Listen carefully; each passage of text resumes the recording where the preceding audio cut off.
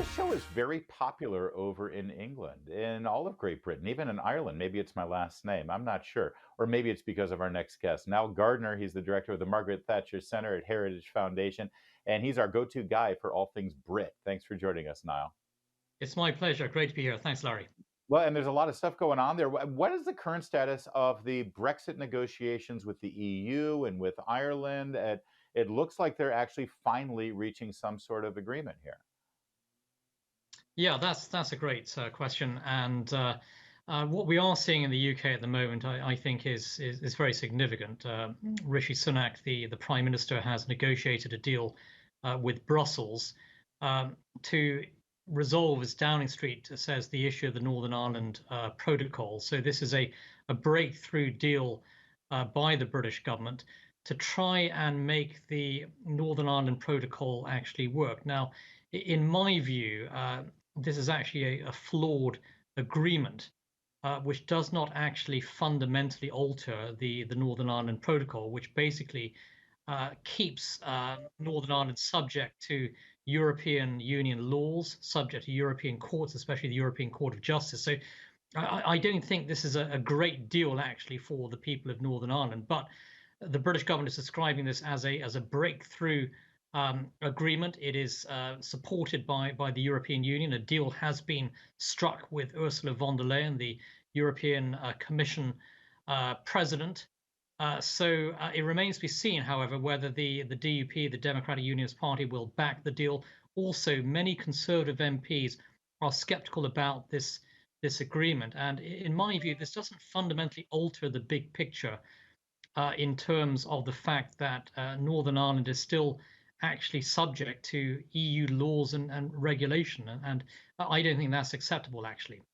Why is Northern Ireland being treated differently than the rest of the UK? Is it just because the rest of Ireland does have normalized relations with the EU and they didn't participate in the Brexit? Well, of course, Northern Ireland is part of the United Kingdom, and Northern Ireland should enjoy the full benefits and sovereignty of Brexit.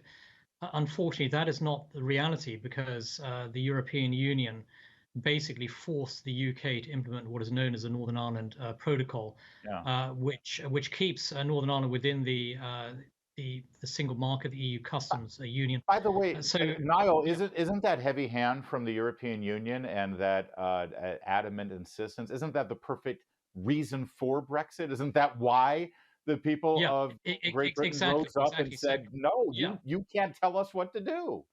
yeah. So Northern Ireland is being treated differently, of course, because of its relationship with the Republic of Ireland, the Irish Republic.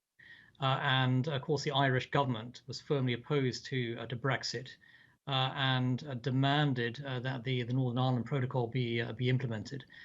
And I would say that we should not be treating Northern Ireland any differently to the rest of the United Kingdom, which is Yeah. why the Northern Ireland Protocol had to be fundamentally reformed or scrapped altogether, basically. But that's not what Rishi Sunak has done here. And this is a deal I think that will be very strongly opposed by many unionists in Northern Ireland who feel that they're being discriminated against. It wouldn't be a conversation with Niall Gardiner if we didn't bring up the royal family. The latest now is that Prince Harry is going to live stream a therapy session for $40 a shot, by the way, if you want to watch. And we're told King Charles III has now evicted Harry and Meghan from one of their royal homes and given it to Prince Andrew. Boy, that's an insult, isn't it? Yeah, so the latest news from London is that the king is in effect evicting Harry and Meghan from Frogmore Cottage, which is a somewhat more modest cottage by royal standards. So it has about 10 rooms, which is actually a large number. But the king is talking about moving them out and potentially putting Prince Andrew in because, of course, the certainly Buckingham Palace wants to downscale the cost involved with regard to maintaining the upkeep of Prince Andrew. So they want to put him in a smaller place. So Frogmore Cottage fits the bill. But I believe Harry and Meghan are very, very upset about this latest move because they think they're being further downgraded. And well, after all, they have done everything possible to try and undermine the royal family. So it's not surprising Yeah. that they are being further diminished, I think, in terms of their status. I thought they wanted out. And now the king is actually Yeah. getting out, and now they're upset that they're being Exactly. put Yeah, out they because they they wanted really out. do want their cake. They want their cake and eat it. And Meghan Harry is a classic Marie Antoinette character here. That's it for tonight. We'll be back tomorrow, same time, same place. Oh, no, not same place, over at CPAC tomorrow.